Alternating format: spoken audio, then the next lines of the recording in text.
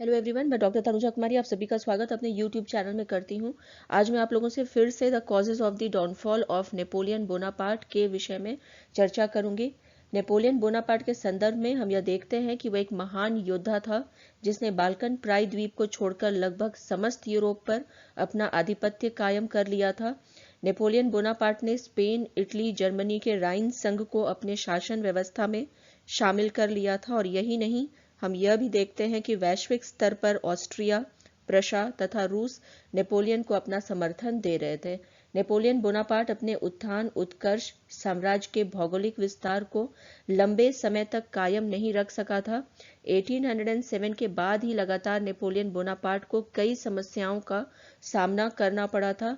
कई मोर्चों पर उसे विफलता मिली थी, जिस कारण वह पतन के कागार पर खड़ा हो गया था। सच तो यह है कि नेपोलियन अपने पतन के लिए स्वयं एक बहुत बड़ी सीमा तक जिम्मेदार रहा था।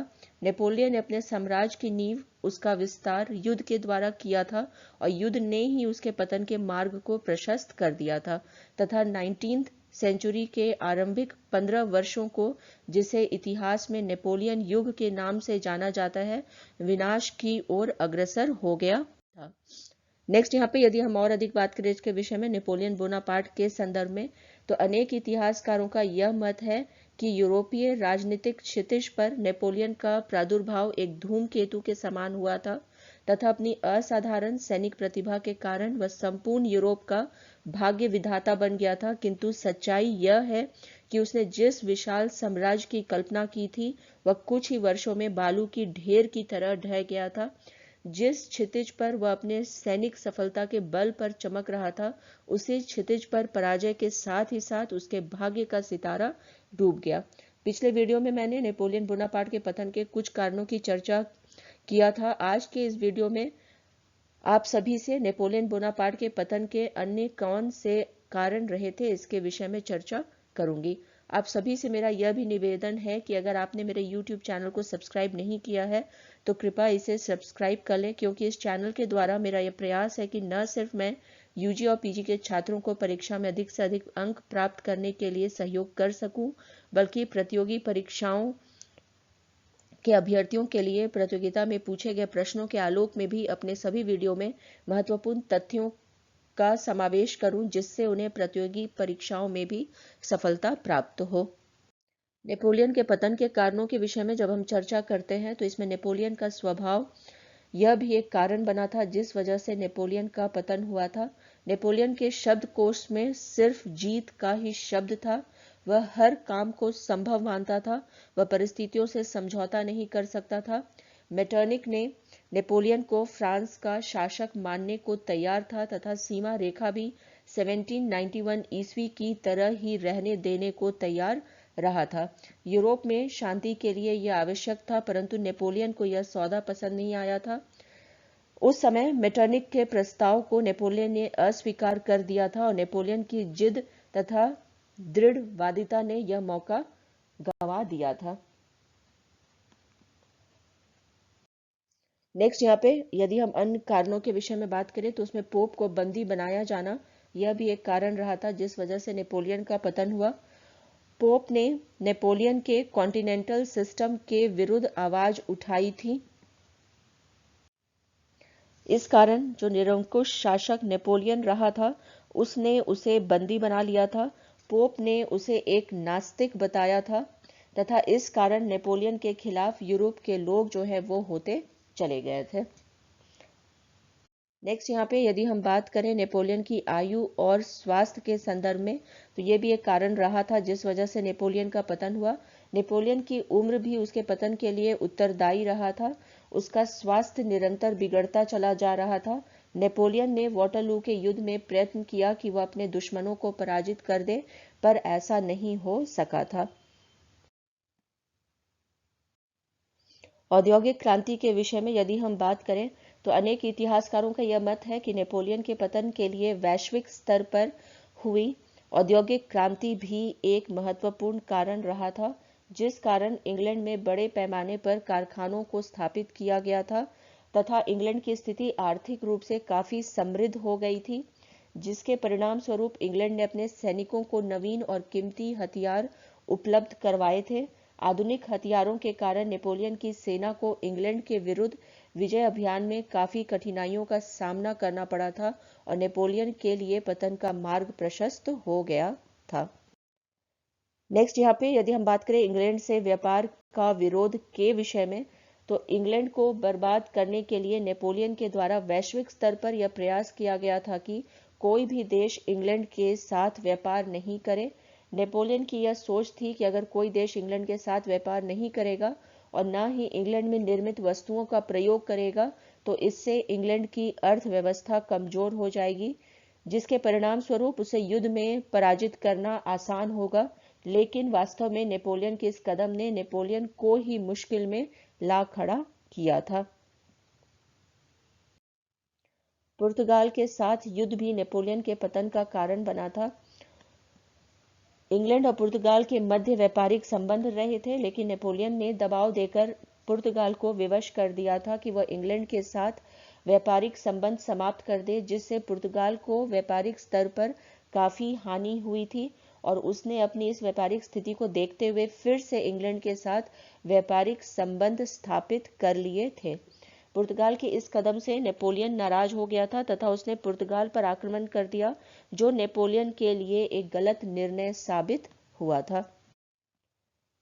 आगे जब हम चर्चा करते हैं जोसेफ बोनापार्ट के विषय में, तो नेपोलियन ने अपने भाई जोसेफ बोनापार्ट को स्पेन का शासक बनाया था, जिसे स्पेन की जनता ने स्वीकार करने से इनकार कर दिया था तथा इसके विरुद्ध व्यापक पैमाने पर विद्रोह को अंजाम भी दिया था, जिसने नेपोलियन के पतन के मार्ग को प्रशस्त करने का कार्य किया था।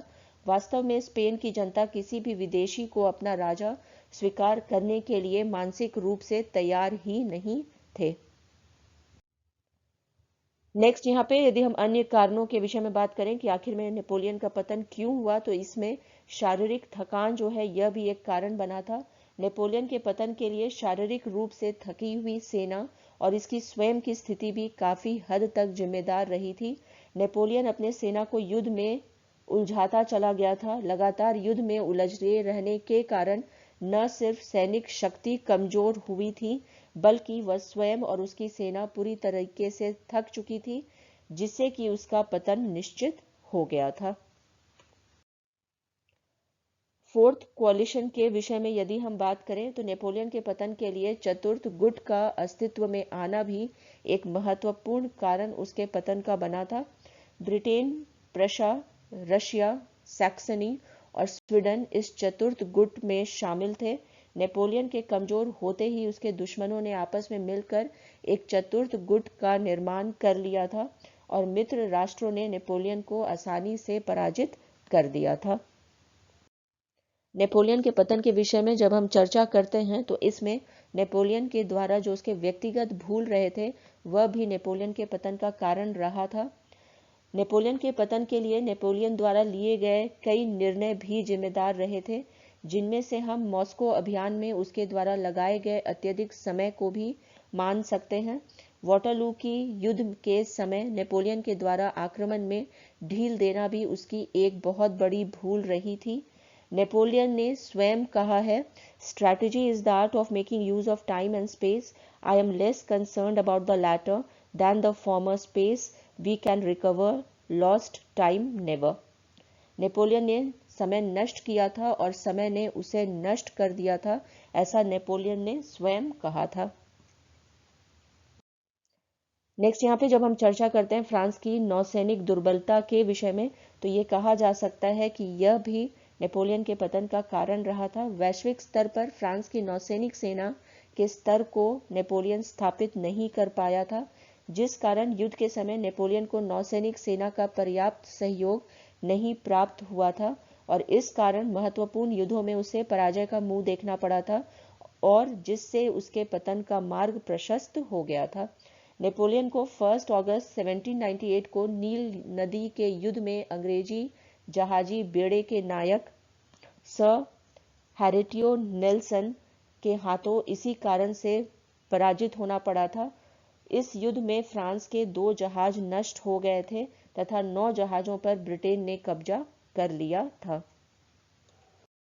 कांग्रेस और वियना के संदर्भ में यदि हम बात करें तो ये यूरोपीय राजनीति के महत्वपूर्ण घटनाओं में से एक रहा था। नेपोलियन के पतन के लिए 1815 में वियना कांग्रेस समझौते के अंतर्गत यूरोप के राष्ट्रों द्वारा फ्रांस के प्रभुत्व को समाप्त करना भी एक महत्वपूर्ण कारण रहा था।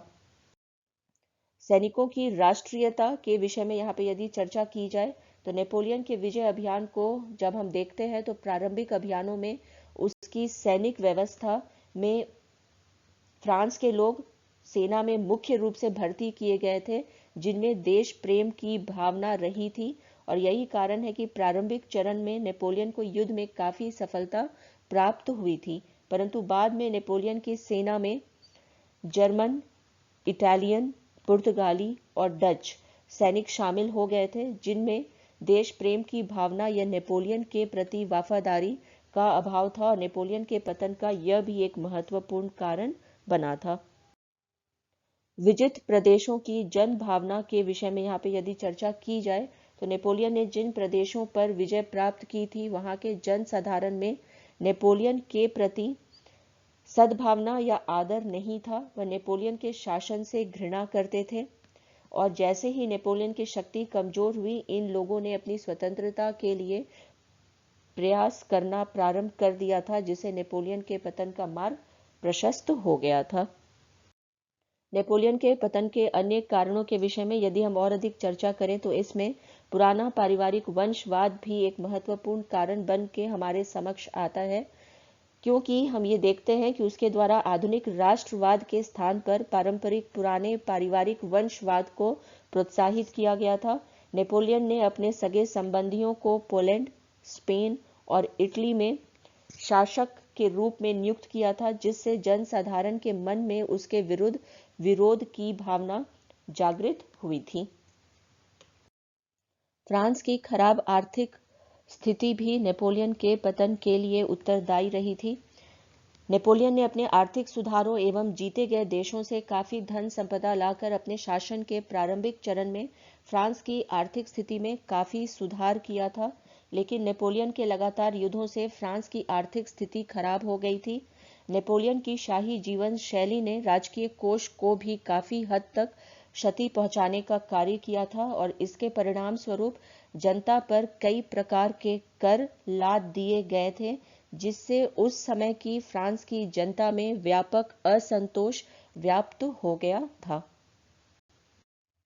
लास्टली यहाँ पे यदि हम नेपोलियन के पतन के कारणों के विषय में बात करें तो उसके सगे संबंधियों तथा मित्रों द्वारा जो उसे धोखा प्राप्त हुआ था, यह भी उसके पतन का कारण बना था। नेपोलियन अपने सगे संबंधियों को काफी महत्व दिया था और उन्हें फ्रांसीसी प्रशासन में उच्च पद प्रदान किया था, लेकिन नेपोलियन के सगे संबंधियों ने तथा मित्रों ने उसे हमेशा धोखा दिया था। स्पेन के संदर्भ में जब हम बात करते हैं तो जोसेफ ने नेपोलियन के प्रतिष्ठा को अपनी अयोग्यता के कारण काफी धक्का पहुंचाया था। इटली में भी कैरोलिन बोनापार्ट और जेरोम बोनापार्ट के कारण नेपोलियन की प्रतिष्ठा को काफी आघात पहुंचा था। यही नहीं, विदेश मंत्री चार्ल्स मॉरिस डी टैलीरैंड तथा पुलिस अधिकारी फाउच जोसेफ ने भी नेपोलियन के साथ विश्वासघात किया था और उसे धोखा दिया था। नेपोलियन के पतन के लिए उसका स्वभाव, फ्रांस में राष्ट्रवाद तथा यूरोप का बदलता परिवेश भी उत्तरदायी रहा था। नेपोलियन बहुत ही हठी था तथा बदलते परिवेश से समझौता करने में असफल साबित हुआ था। रूस जैसे देश के साथ भी वह अपना संबंध अच्छा नहीं रख सका था। मेटरनिक ने जब उसे फ्रांस का शासक मानने को तैयार हुआ तथा 1791 की सीमा रेखा प्रदान करने को तैयार हुआ था, फ्रांस इसके लिए तैयार नहीं हुआ था तथा नेपोलियन ने अपनी हठधर्मिता के कारण इसे गंवा दिया था। स्पेन का अभियान, रूसी अभियान तथा महाद्वीपीय व्यवस्था नेपोलियन के पतन के प्रमुख कारण बने थे। थियर्स का कहना है कि it was his judgement that degenerated him and proved to be the ultimate cause of his failure. इसी के साथ अपने इस चर्चा को यहीं पे विराम देती हूँ।